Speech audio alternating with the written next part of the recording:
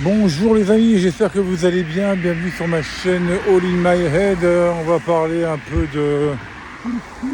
Oh bah alors, on va parler un peu du Paris Saint-Germain, puis d'un joueur que je connais pas trop bien. Attendez voir comment il s'appelle déjà.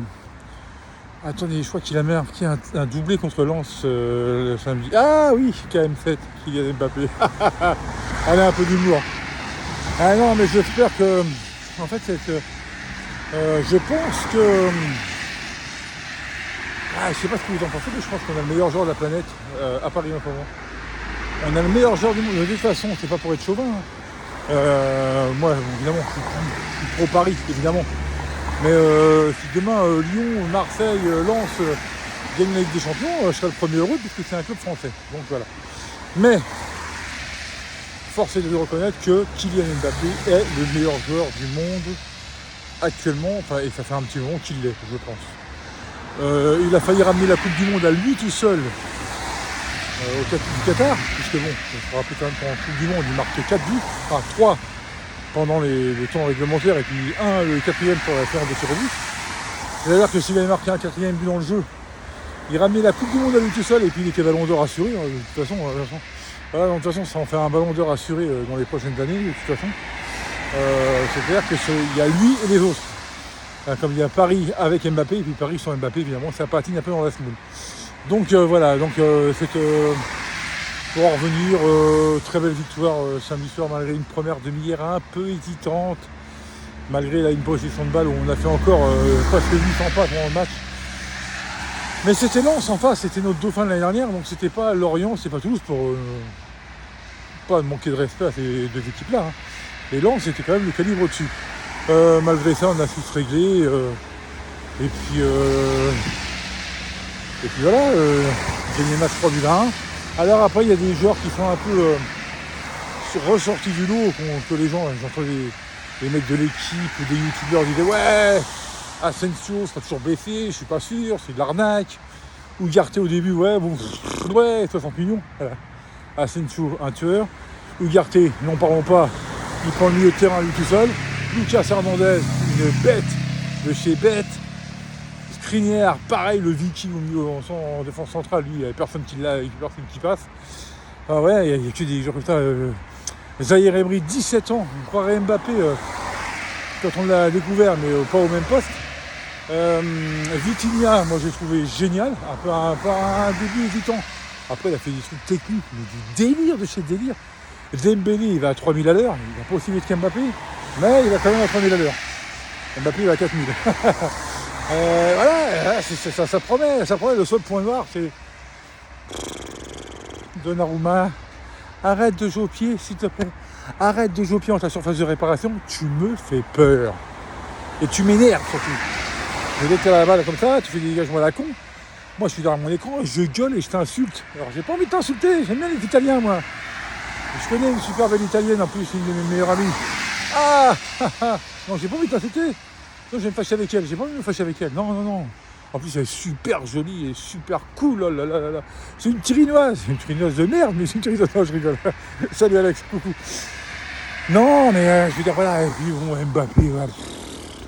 Le premier des deux buts qu'il met, avec Lucas Hernandez en passe décisive, c'est juste un jeu vidéo. Ça part du milieu de terrain, ça va à une touche de balle. Ça va à 2500 à l'heure. Il finit par un tir sans contrôle, pleine lucarne. Et là, il fait envoler le Parc des Princes. Mais qu'est-ce que vous voulez demander de plus ? Moi, j'attends jeudi le tirage de la Ligue des Champions. Alors là, même si on tombe au bout de la mort, moi je trouve que... Et puis Luis Enrique, mais quel bonheur. Le mec, vous voyez sur la touche, il donne des directives, il est toujours à l'affût, il est sur le bord de la meilleur calme, hein. C'est pas le mec qui va prendre un carton jaune parce qu'il va s'énerver trop et tout. Non, c'est un mec qui est dans son match, il parle à ses joueurs. Il va pas aller insulter l'arbitre parce que, bon, après, si jamais la situation l'oblige, je pense qu'il s'en prendra à l'arbitre, mais il n'insultera pas, c'est un mec très correct.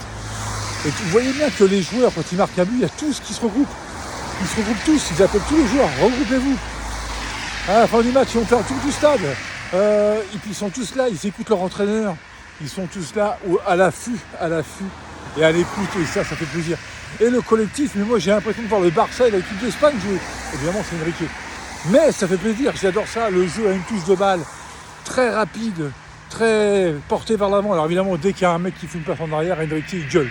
Arrête de passer la balle en arrière, jouez vers l'avant, bordel de merde. C'est exactement ça qu'il faut faire. On est qu'à la 3e journée, 2 nuls, 1 victoire, on est 4e avec 5 points. On monte en puissance et ça va faire très mal. Lyon, aïe aïe aïe aïe aïe. On va aller à Lyon. Alors bon, dangereux hein. Là on a un calendrier avec, je crois qu'il y a Lyon, après il y a Monaco, enfin je sais plus. Enfin, après il y a Marseille. Enfin, c'est très chaud tout de suite. C'est très bien. On va mettre les choses au clair tout de suite. Et après, on sera tranquille. Non mais voyez, Valérie, c'est ça. Ça me plaît beaucoup. Ça me plaît vraiment, vraiment beaucoup. Et je pense que cette année, on va vivre des matchs intenses et on va être très content par rapport à l'année dernière. On peut chier. Et Galtier, je crois qu'en Galtier, on va plus avoir ses nouvelles pendant moins 1 ou 2 ans. Parce que vu la saison merdique qu'il a fait à Paris, malgré qu'il ait gagné le titre, mais alors, mon pote était pas taillé pour Paris, hein, le costume était trop grand. J'ai dit je sais pas combien de fois. J'aime bien Galtier, mais pour Lille, pour Nice, pour Nantes, pour Saint-Etienne, comme il l'a fait, pas pour Paris Saint-Germain. Il faut un top player entraîneur pour Paris Saint-Germain. Comme Enrique, voilà. Même Pochettino. Le costume était trop grand pour lui. Évidemment, il a fait une demi-finale en 2021, ok d'accord.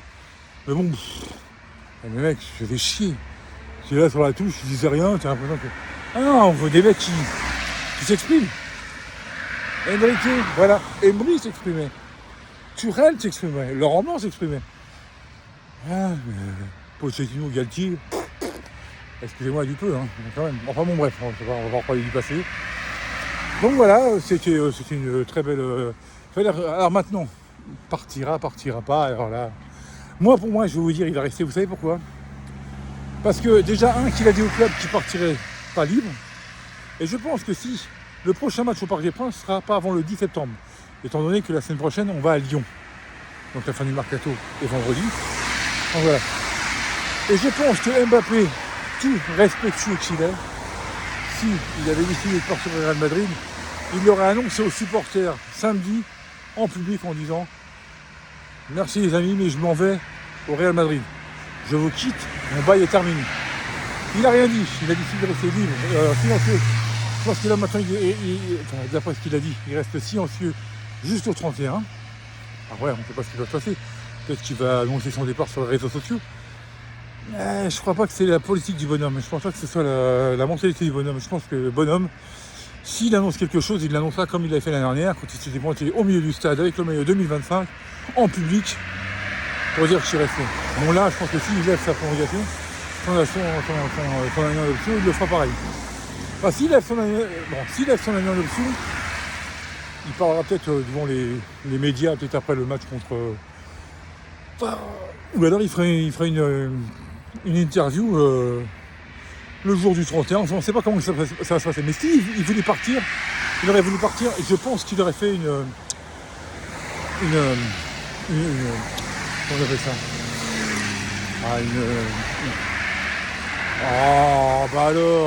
Un robot, là, tu sais plus ce que tu dis, tu cherches tes mots. Il aurait fait une déclaration en public, voilà. C'est-à-dire qu'on aurait mis comment on appelle ça, un marchepied au milieu du stade avec un micro, comme l'année dernière. Il serait mis après le match et il aurait dit, voilà, j'ai été très content de passer 6 années avec vous. Je vais partir d'ici la fin du mois. C'est la dernière fois que vous me voyez, je vous remercie. Il aurait fait des remerciements. Et voilà. Mais là, il ne l'a pas fait. Donc je pense qu'il va rester. Et puis en plus, bon, comme dit très justement Sacha, des vidéos de Sacha et Nono et tout ça, que je suis sur YouTube et tout, je ne suis pas toujours d'accord avec lui, mais là, très justement, c'est vrai, aucun club ne lui donnera 72 millions d'euros par an. Le Real lui propose 35 millions par an. Donc, c'est-à-dire même pas la moitié. Avec des droits à l'image à 50%, alors qu'à Paris, il a 5%. Et les primes à la fidélité, et ceci et cela, donc forcément au-delà du sport. Et puis en plus, il a un entraîneur de renom. Il y a qui ? C'est Franchérivé. Et Franchérivé. C'est-à-dire que, voilà, Lucas Hernandez, Ousmane Dembélé, un de son meilleur pote. Peut-être Colomani qui va se pointer. Donc, comme j'ai dit, un entraîneur de renom. Messi séparé, Neymar séparé, Verratti est sur la touche. Bon, bref. Voilà. Et puis des bonnes recrues, des super bonnes recrues, des mecs pas connus, mais des mecs qui mouillent le maillot, qui se battent comme des chiens de la casse, parce que des chiens de la casse, les mecs ils sont des morts de faim, ils perdent un ballon, ils vont t'arracher la jambe pour récupérer, et c'est ça qui est bon. Des mecs qui après le match vont faire le tour d'honneur devant les publics et vont rester un quart d'heure et demie sur le terrain pour saluer tout le monde en faisant le tour du terrain. Voilà, une équipe c'est ça, et puis lui je pense que ça plus ça plus ça plus ça égale je vais rester. Alors il a juste l'option 2025 avec, comme il a dit au club, je ne partirai pas gratuit, c'est-à-dire 2025 vous me vendez en 2024 et je pars au Real Madrid, comme c'était prévu apparemment et que Florentino Pérez l'a vu en sa tête, c'est-à-dire qu'il va jouer sans numéro 9 pendant une saison. Je pense pas que Bellingham va faire le remplaçant de Benzema sur toute une saison. En Liga ça pourra déjà aller, mais alors en Ligue des Champions il va manquer quelque chose. Enfin bon, ça on verra bien.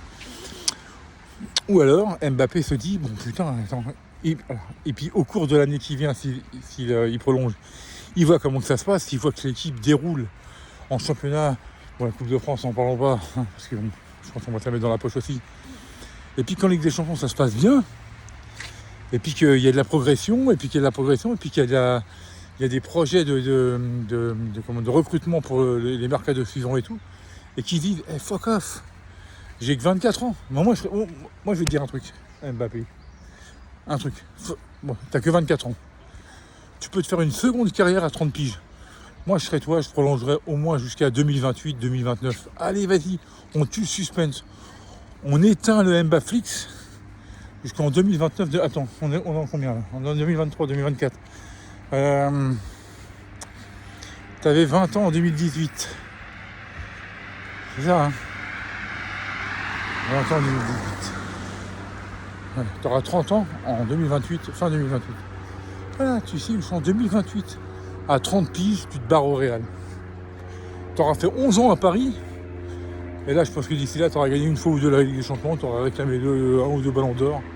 Et je pense que ça va aller dans ce sens-là. Parce que là, toute l'équipe que t'as va jouer pour toi, va jouer derrière toi, va te ramener des caviars et tu vas te marquer. Tu vas te faire des saisons à 50, ça, entre 50 et 60 buts par saison. Donc là, à mon avis, tu vas cartonner. Et puis alors là, il n'y a plus question de...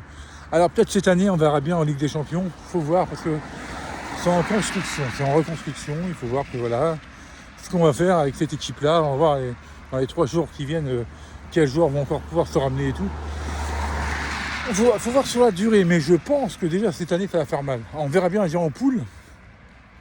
Si Paris arrive à sortir des poules, je pense que oui, parce que quand même, vu l'effectif quand même si on n'a pas des stars, on a des mecs qui... C'est des morts de faim, puis des mecs qui vont croquer le ballon pour leur tirer à leur adversaire, ils vont leur bouffer la gueule et tout. Donc à mon avis, je pense que... Oui. Donc faut voir. La charnière, 8e de finale. Si on passe les 8e de finale comme en 2020, la route est dégagée. Même si on a un gros derrière en quart, forcément qu'on aura un gros, mais on sera libéré, on sera dit ah ça y est, on s'est encore libéré de ces putains de 8e de finale. Maintenant, droit devant. C'est comme la boxe. Faut rentrer tout droit. Faut frapper tout droit pour rentrer dedans. Et ben là, faut y aller aussi pareil. Et ça, hein. C'est comme la vie. Hein. La vie, c'est droit devant, hein. C'est pas en reculant. Hein. Donc, si tu veux aller chercher quelque chose, hein, comme disait mon père, ça va pas tomber tout aussi dans le bec. Hein. Si tu veux la médaille, mon gars, il va falloir aller la chercher. Donc, je pense que là, on a l'équipe pour y aller. Voilà, j'avais envie de parler de mon pote Mbappé. Je ne connais pas, j'aimerais dire que c'est mon pote et que je connais. Parce que enfin, ça pourrait être mon fils. Hein. Enfin bon, c'est pas grave, c'est voilà, ce joueur qui est exceptionnel, qui est un extraterrestre, qui est au-dessus de tout le monde. Ne parlez pas d'Haaland, Lui, il est très bon. Ouais. Mais vous allez lui demander à lui qui est le meilleur entre lui et Mbappé, il va vous dire Mbappé. Mais, ouais. Vous avez déjà entendu Haaland parler d'Mbappé? Allez, écoutez sur YouTube, vous mettez Haaland qui parle d'Mbappé, vous allez voir. Il est tellement rapide, il est tellement ceci. Et oui, mais il a raison, hein. Il a raison. Déjà, en 2020, quand on avait rencontré Dortmund, il regardait Mbappé en disant avec admiration. Il avait dit, oui, de toute façon, je suis fan de ce joueur-là, parce que, à savoir pourquoi, oui, il n'y a que 2 ans d'écart entre les deux. Hein. Je crois qu'Haaland a 22 ans, je crois, et Mbappé 24, il est un peu plus, voilà. Voilà, sinon... sinon, qu'est-ce que je voulais dire? On va pas parler de boxe parce que c'est pas la chaîne pour parler de boxe. Il faut aller sur ma chaîne RoboBoxing et vous abonner en masse. Mais vous pouvez aussi vous abonner en masse à celle-là. Hein, où je parle de foot, de tennis. Voilà ce que je voulais parler aussi. L'avant Flushing Meadow. Les amis. Alors, Flushing Meadow. Bon. Alcaraz d'un côté, Djokovic de l'autre. Évidemment. Comme à Wimbledon. Et à Wimbledon, on a assisté à une finale incroyable. Mais alors en 3-7 à Cincinnati, on a assisté à une finale encore plus incroyable entre les deux hommes. Et Djokovic en est sorti vainqueur. Et d'après ce qu'il a dit, il était tellement épuisé que pendant les 3-4 jours qu'on suivit, il était carrément épuisé. Bon, après 36 ans, hein, c'est sûr que le corps, à un moment donné, quand c'est le terrain, ça récupérait beaucoup plus vite. Flushing Meadow. Le tirage au sort a eu lieu. Et Djokovic a été beaucoup mieux servi qu'Alcaraz apparemment, qui lui a un tableau de ouf. Alors peut-être pas les 2-3 premiers tours, on va pas faire du 8e, ça se corse. Et il pourrait déjà y avoir un quart de finale contre Yannick Sinner, le remake de l'année dernière. Sinner qui est un danger pour tout le monde. Tellement, c'est un joueur complet, il sert fort, il frappe fort des deux côtés, il est complet et tout. Donc ça va être un match piège, pareil. Djokovic l'a eu dans son tableau à Wimbledon, il s'en est sorti en 3-7, mais très serré. Maintenant, ça va être Alcaraz qui s'est tapé l'année d'avant au Flushing Meadow. Il s'est terminé par une victoire en 5-7 avec des balles de match sauvées contre lui. Après, ça pourrait être Medvedev et après Djokovic. Donc le tableau de ouf. Alors que Djokovic a Tsitsipas dans son... et Holger Rune dans son tableau. Donc bon, apparemment, c'est un peu plus léger, mais bon, voilà. Ça va quand même se corser pour les deux à un moment donné, puisque de toute façon, la jeune génération est très prometteuse. On espère un petit Gaël Monfils face à un bon tournoi, vu qu'il a fait une bonne tournée américaine. Après, nous verrons bien. Je crois que le tournoi démarre aujourd'hui, il me semble bien. Donc, je vais laisser passer la première semaine avant de faire une première vidéo de débrief. Parce que les premiers tours, je ne suis pas du genre à faire des vidéos toutes les journées et tout ça, parce que je ne vais pas avoir le temps malheureusement. Mais dimanche prochain, j'ai fait une vidéo de la première semaine de ce grand chelem américain, et puis on en reparlera. Voilà les amis, sur ce, je vous souhaite une très bonne fin de journée, et je vous dis à très bientôt, et surtout, portez-vous bien. Salut